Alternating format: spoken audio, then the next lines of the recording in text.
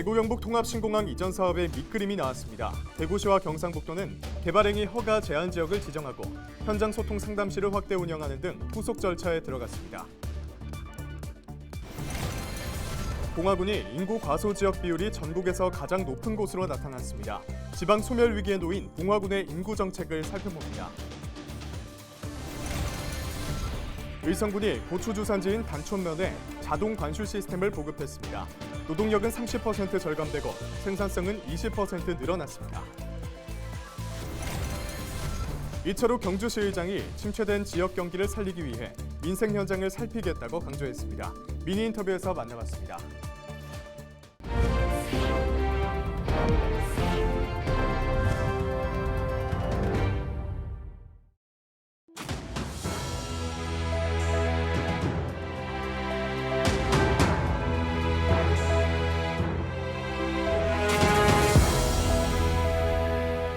여러분 안녕하십니까? 헬로티비 대구 경북 뉴스입니다. 대구 경북 통합신공항의 이전 사업 밑그림이 나왔습니다. 그동안 군공항은 대구시가 주관해 기본 계획을 세우고 민간공항은 국토부가 주관해 사전 타당성 조사를 진행해 왔는데요. 군공항 계획이 먼저 확정돼 후속 절차가 진행될 전망입니다. 이하영 기자가 보도합니다. 군위와 의성으로 이전 부지가 결정된 지 2년 만에 대구 경북 통합 신공항 기본 계획이 나왔습니다. 주요 내용을 보면 사업 기간은 2030년까지, 이전 사업비는 11조 4천억 원으로 추산됐습니다. 부지 면적은 기존 군공항 부지보다 2.3배 커진 규모입니다. 부지 면적은 기존 군공항 부지보다 약간 넓어졌는데 기존 군공항 부지가 이제 평으로 보면 223만 평 정도가 됩니다. 이번에 이제 이전하는 통합 신공항은 511만 평 정도 되기 때문에 약 2.3배 정도 커진 규모라고 보시면 되겠습니다. 거기 내용에는 이제 활주로가 이제 군 부분이 이제 활주로가 두 번이 포함되어 있고요. 계류장, 엄체호, 탄약고 등이 이제 각종 시설물이 약 700여 동이 이제 배치하는 걸로 이제 계획을 했습니다. 2020년 협의된 군위 의성 공동 합의문에 따라 민항 터미널과 군 영외 관사는 군위에, 군부대 정문과 영내 관사, 체육시설 등은 의성에 배치됐습니다. 다만 이번 계획은 군공항만 포함됐고 민간공항은 빠졌습니다. 민간공항의 구체적인 시설 규모는 현재 국토부가 추진하고 있는 사전 타당성 검토 용역을 통해 결정됩니다. 통합신공항 이전을 위한 기본 계획안이 마련되면서 경상북도도 후속 조치에 들어갔습니다. 대구시와 협의를 거쳐 개발행위 허가 제한 지역을 지정하고 군위 의성에 설치된 현장 소통 상담실을 확대 운영합니다. 특히 이달 22일부터 다음 달 16일까지는 상담 창구를 주 5일 상시 운영합니다. 소통 상담실은 지금도 계속 운영을 하고 있는데 주 2회 하고 있는데 이게 기본 계획이 나가고 이렇게 그 조감도뿐만 아니라 이제 그 사업 계획 구역도도 나왔잖아요. 그러다 보니까 일시적으로 이 좀 그런 지역 주민들을 또 추석 기간 때문에 또 뭐 내려오시는 분들 이제 해가지고 인원이 좀 많을 것 같아가지고 이제 그 기간 동안 이제 상시 운영을 하고 또 이제 그 전문가도 이제 배치해가지고 이렇게 상담 받으실 수 있게끔 한다는 그런 내용이죠. 앞으로 민간공항 규모 결정과 특별법 제정 등 많은 과제가 남은 가운데 통합신공항 이전 사업이 순조롭게 추진될 수 있을지 주목됩니다. 헬로티비 뉴스 이하영입니다. 대구시와 국방부가 발표한 신공항 기본 계획에 대해 의성 지역 주민들이 반발하고 있습니다. 의성군 통합신공항 이전 지원위원회는 19일 성명을 내고 민간공항을 포함하지 않는 반쪽짜리 계획에는 협조하지 않겠다고 밝혔습니다. 군공항 따로 민간공항 따로라는 말도 안 되는 설명으로 반쪽짜리 군공항 기본 계획만 발표하여 국민에게 의성 지역은 소음만을 올 것이라는 의심과 혼돈만 주고 있다. 대구시는 특별법이 통과되고 민항 결과가 발표나면 민군공항을 함께 설명하라. 경북도의회 최태림 의원은 2년 전 주민투표를 통해 결정된 공동합의문에 따라 통합신공항 이전 계획이 착실히 이행돼야 한다고 강하게 주장했습니다. 의성 국민과 또 우리 군위 국민들을 같이 공동으로 소통을 하면서 알리면서 원만하게 공항이 진행될 수 있도록 해야 된다고 저는 현 도의원으로서 생각하고요. 만약에 이거를 지금까지 우리가 국민들이 바래왔던 것을 제대로 되지 않을 때는 다시 의성 국민들은 5만 국민들은 다시 일어날 겁니다. 우리 지원위원회를 이유로 해가지고 정말 경상북도 대구시가 확실하게 이제는 이를 끝을 내줘야 되겠나 생각을 하고 있습니다. 헬로티비 뉴스에서는 최근 경상북도 인구 문제의 심각성을 보여주는 국토교통부의 국토조사보고서 내용을 보도해드린 바 있는데요. 이번 시간에는 인구 과소 지역 비율이 전국에서 가장 높은 곳으로 나타난 봉화군의 지역 소멸 위험성과 군이 추진하는 인구 정책에 대해 살펴봅니다. 서희동 기자입니다. 봉화군 봉화읍의 공영버스 터미널 앞. 봉화군의 문화 생활시설이 밀집해 있는 최대 중심지지만 북적거리는 인파는 찾아볼 수 없습니다. 봉화군에서만 50년째 택시를 운행하고 있는 임무수 씨는 예전과는 크게 달라진 거리의 모습에 안타까움을 감추지 못합니다. 요즘은 너무너무 없어요. 지금 보다시피 길거리 사람 별 수 있습니까? 장날 되면 진짜 복작복작하는 그런 느낌이 있었는데 요즘은 좀 장날 때 보면은 특히 오후 한 2시만 넘으면은 길거리 시장 뒤로 가보면 사람 몇 사람 없어요. 처음에 상인들만 있지. 그렇게 차이가 많아요. 국토지리정보원이 발간한 2021년 국토조사 보고서를 보면 봉화군의 인구 과소 지역 비율이 전국에서 가장 높은 것으로 나타났습니다. 인구 과소 지역은 국토를 가로 세로 500m 격자로 구획했을 때 거주 인구가 5명 이하인 지역을 뜻하는 말로 지난해 봉화군의 인구 과소 지역 비율은 49.89%를 기록했습니다.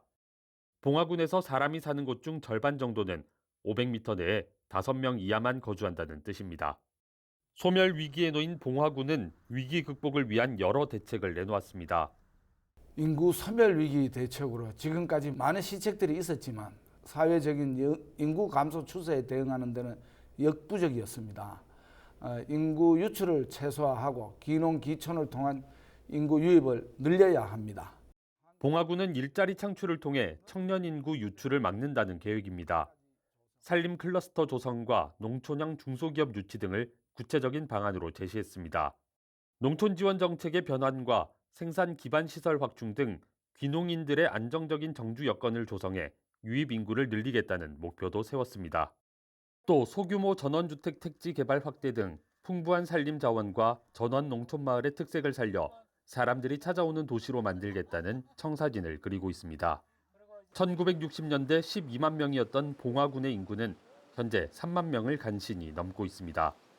그동안 효과를 보이지 못했던 봉화군의 인구 정책이 이번에는 성공을 거둘 수 있을지 관심이 모입니다.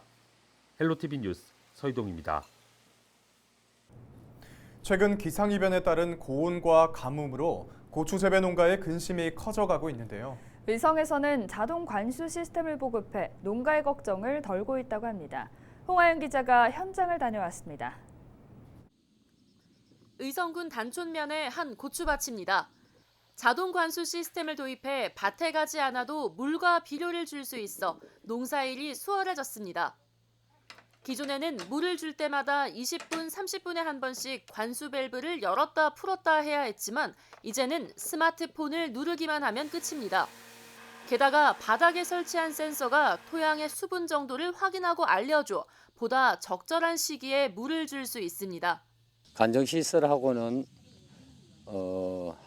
제가 소비되는 시간은 거의 10분 정도만 하면 3,000평 물을 다 풀 수 있는 자동 시스템이 돼서 그래요. 인건비로 계산하면 전에 물 3일 정도 풀면 기본이 한 50만 원 정도 드는 것 같으면 요거는 한 10,000원 정도 든다고 보면. 올해처럼 비가 없을 때는 작물의 초기 생육을 걱정해야 했지만 자동 관수 시스템의 덕을 톡톡히 봤습니다. 관수 노동력은 30% 정도 절감이 되었고 수량은 한 20% 정도 증대될 것으로 보입니다. 그래서 의성군은 올해 한개소 국비 사업으로 진행을 했는데요. 내년도에는 군비 사업까지 추가로 해서 더 많이 확대해서 많은 농가들이 혜택을 볼 수 있도록 노력할 예정입니다. 현재 자동 관수 시설을 갖춘 농가는 10% 남짓. 의성군은 유례 없는 이상 기온에 대응하고 고령화된 농가가 편하게 일할 수 있도록 자동 관수 시스템을 확대 보급한다는 계획입니다. 헬로티비 뉴스 홍아영입니다.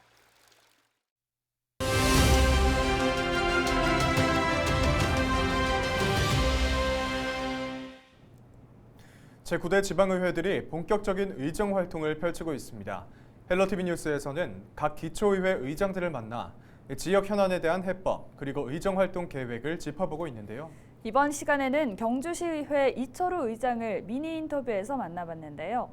이 의장은 침체된 지역 경기를 살리기 위해 민생 현장을 살피겠다고 강조했습니다. 영상 함께 보시죠.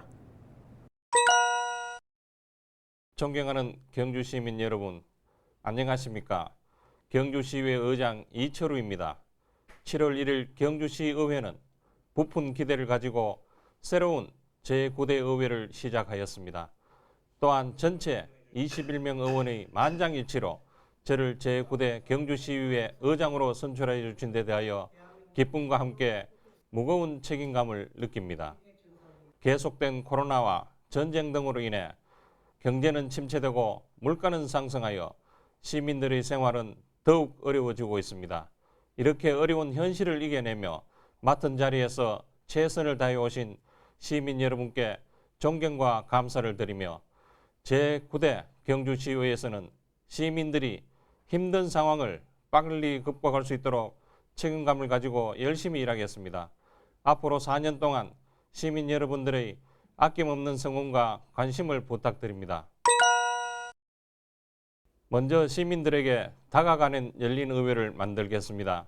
경주시의회는 시민들의 입장을 대변하기 위해 직접 손으로 뽑은 사람들입니다.